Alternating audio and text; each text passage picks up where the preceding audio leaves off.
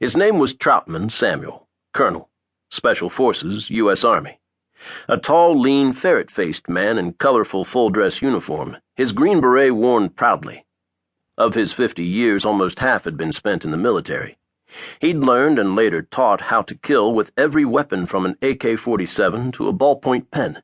He'd fought in jungles, deserts, and mountain ranges, watched men whom he'd thought of as sons blown apart, their bloody fragments pelting him, been wounded 3 times. But what he did now made all of that insignificant.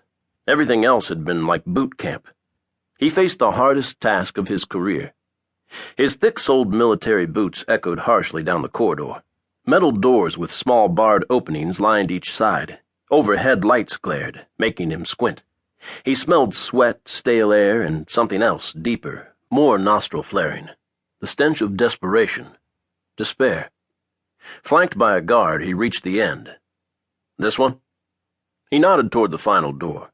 "You better step back." The guard drew a .45 pistol, tugged a ring of keys from a clip on his belt, and fitted one into the lock. It turned with a scrape. "I'll stand in the corner and make sure nothing happens." "No." The guard sighed. "Look, I know what my orders are, to let you talk to him alone. But this guy isn't... Let's put it this way. There are convicts and there are convicts. This guy's as dangerous as they get, and I'm responsible for him, for you. He might take a notion to..." "No."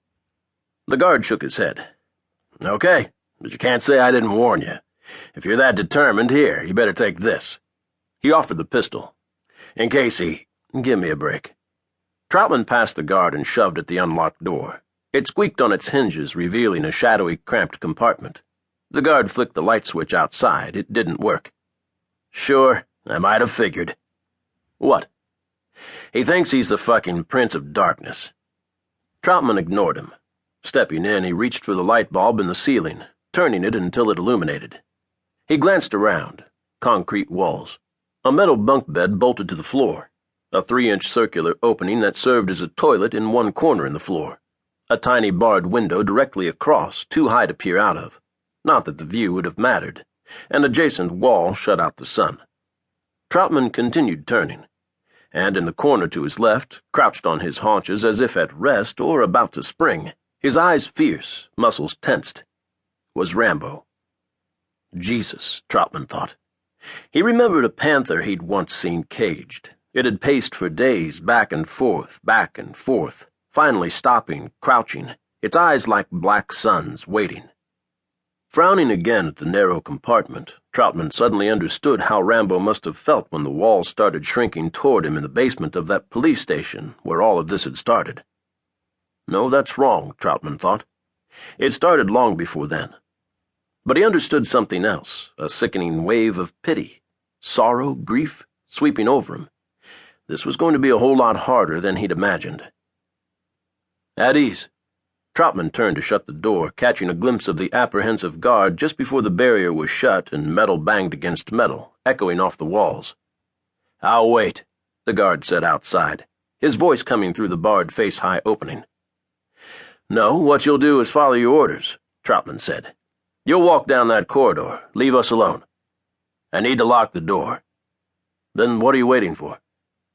The key scraped in the door. Trautman listened to the footsteps receding hollowly down the hallway and shifted his gaze toward Rambo, who hadn't moved, although Trautman had made a point of showing his back, a signal, a gesture of trust, of reassurance. "At ease?" Trautman made it a question this time. The compartment became terribly still. Slowly, his muscles like springs unwinding under pressure, careful lest they suddenly snap into motion, Rambo stood. The silence lengthened. "John?"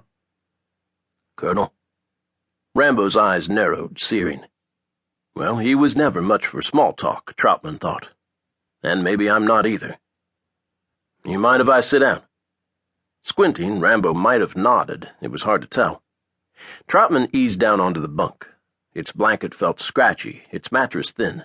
The springs creaked. "Well, so this is home, huh?" He hoped it sounded like a joke. It didn't. Rambo squinted harder, shaking his head. "Out there, in the quarry. In the open, maybe. Home?"